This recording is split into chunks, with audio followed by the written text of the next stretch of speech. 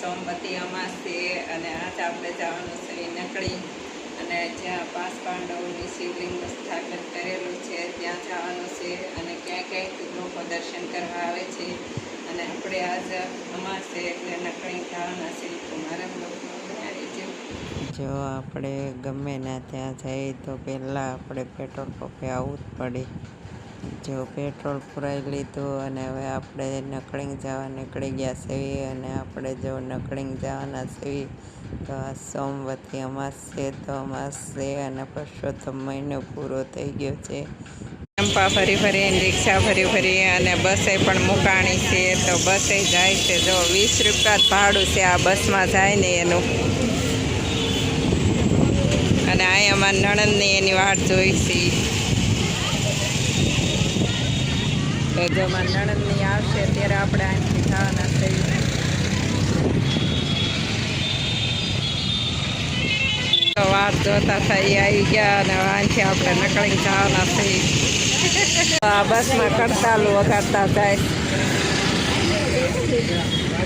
જો બપોર પછી બધા નવરા થાય એટલે જઈએ કે જો આપણે નકળીંગ ભોગવા આવ્યા તો ટ્રાફિક કેટલું ટ્રાફિક થઈ ગયું છે. અને હવે આનાથી 4-5 કિલોમીટર જ આગળ છે. તો હવે આ ટ્રાફિક જામ કેટલું ટ્રાફિક છે. તો હવે આનાથી કંઈ આગળ નથી પણ આપણે તોય પહોંચતા 1 કલાક વહી જશે. તો આ ટ્રાફિકને લીધે થઈને આપણે ગળદીમાંથી ફાઇનલી નીકળી ગયા. બહુ ગળદી હતી નીકળી જવાની. આ બધા જાય તો જાય છે.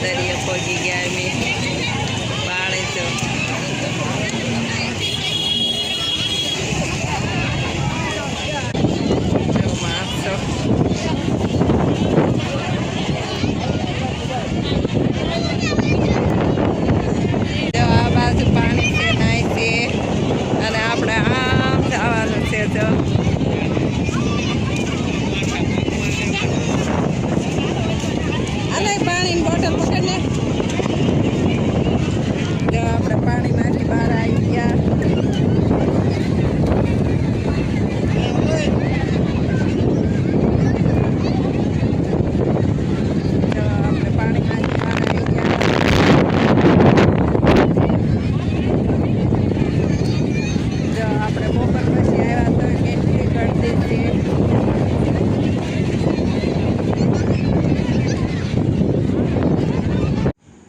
જો આપણે નકળીંગ ભોગી ગયા છીએ અને પાણી થોડુંક આવી ગયું છે આ બાજુ. તો આપણે બહુ ઝાઝું ઊંડું નથી, થોડું ઊંડું છે. તો આપણે જો આ પાણી વટીને તે વેળ આવે છે ત્યાં ઠેઠ નાવા જવાના છીએ. તો આપણે જો આ થોડુંક પાણી આવી ગયું ત્યાંથી નીકળી તે પછી આપણે જો કાંઠે નાવા જવાના છીએ. અને માણસો જો નાવા કેટલું આવેલું છે. તો ઓલપાથી તે માંડીને તે આ બાજુ સુધી જો માણસો કેટલું નાય છે. તો કાંઠે જો બેસીને બધાય નાય છે. અને આ જો પાંચ પાંડવોએ શિવલિંગ સ્થાપિત કરી, ત્યાં પણ પાણી આવી ગયું, ધજા દેખાય છે. તો ધજાના દર્શન કરી લેજો. આપણે અંદર તો નહીં જઈએ એકવી દર્શન કરવા, તો આપણે બહારથી ધજાના દર્શન કર્યા. અને હવે આપણે કાંઠે બેઠી નાવાના છીએ. તો જો આપણે કાંઠે બહુ આગળ નહીં જાવી, આપણે થોડા આ બાજુ ઊભા રહીને જ તે નાવાના છીએ.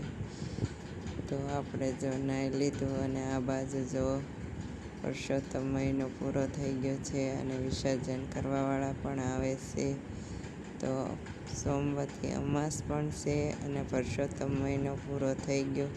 તો અહીંયા નકળી નાવાનું માધ્યમ છે. તો બધાય છેલ્લા આખા મહિનાનું પુરુષોત્તમ મહિનાની સેવા ભક્તિ કરી હોય અને છેલ્લે જો નકળી નાવા આવે છે અને વ્રતનું પૂર્ણાવધિ કરે છે. તો નકળી નાઈને તે પછી વ્રતની પૂર્ણાવધિ કરે છે. તો ઘણા માણસો આખો મહિનો પુરુષોત્તમ મહિનો રહ્યા હોય તે પણ આ નકળી નાવા આવે છે. અને જો ખૂબ માણસો નાય છે અને ઉનાળાની તડકો ગરમીને તડકાને લીધે થઈને જો માણસો ખૂબ નાય છે. તો જો આ બધા માણસો નાય છે, તો આપણે તમને બધાને દેખાડશું કે કેવી રીતે બધા જો નાય છે. અને કાંઠે જો માણસો ક્યાંય માતું નથી. આ બાજુ જો માણસો કેટલું નાય છે. આ બાજુ જો આ કેવા નાય છે બધા.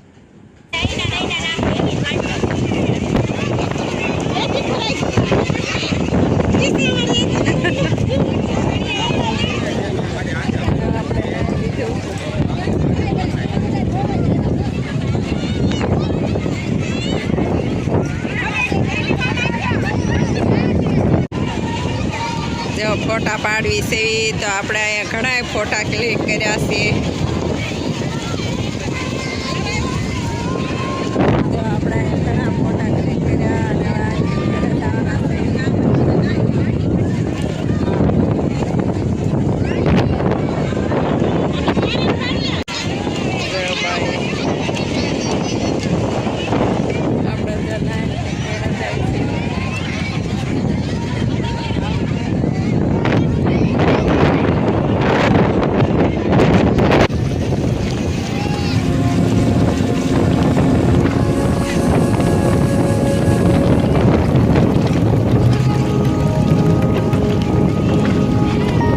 અને બધા સાનલા દોરાવતા હતા. તો આપણે પણ સાનલો દોરાઈ નાખ્યો અને સાનલા બધા કરાવે છે.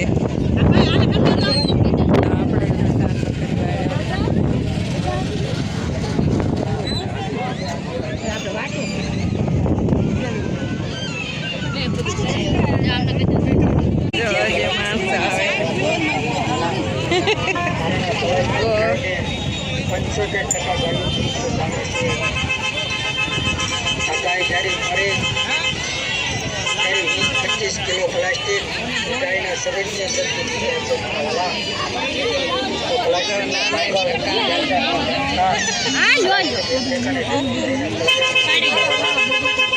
ના ઓલા આશે મુંગટ પહેરાઈ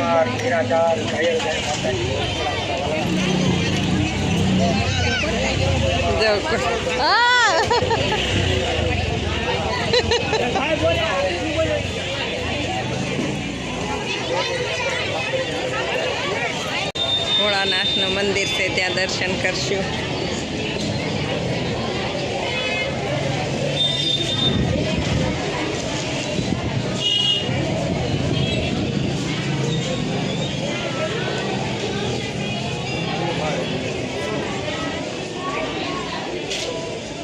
જય ભોલેનાથ બાબા.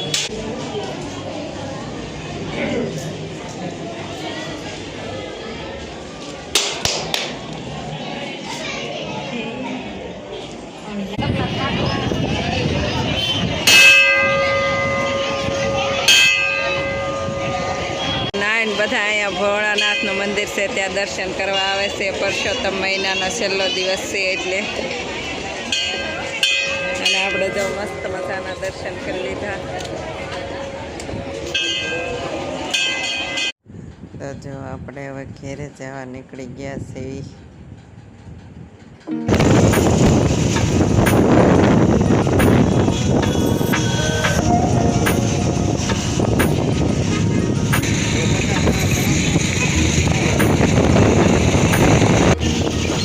જો બીજું સર્કલ આવ્યું, પાણીનું ફુવારો.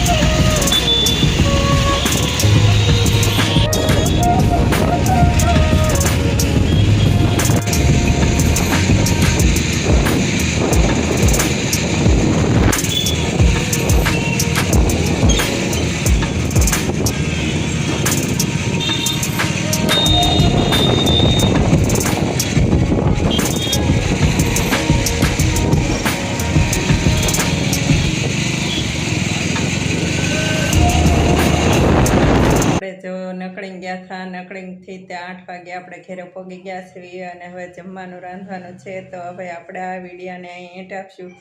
જો તમને આ વિડીયો ગમે તો લાઈક કરો, શેર કરો અને સબસ્ક્રાઈબ કરો. હર હર મહાદેવ. મળીએ નેક્સ્ટ બ્લોગમાં. જય દેવભૂમિ દ્વારકા.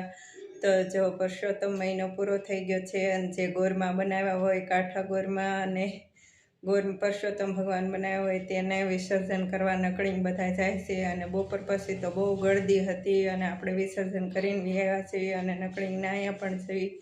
તો હવે આ વિડીયોને એન્ડ આપશું.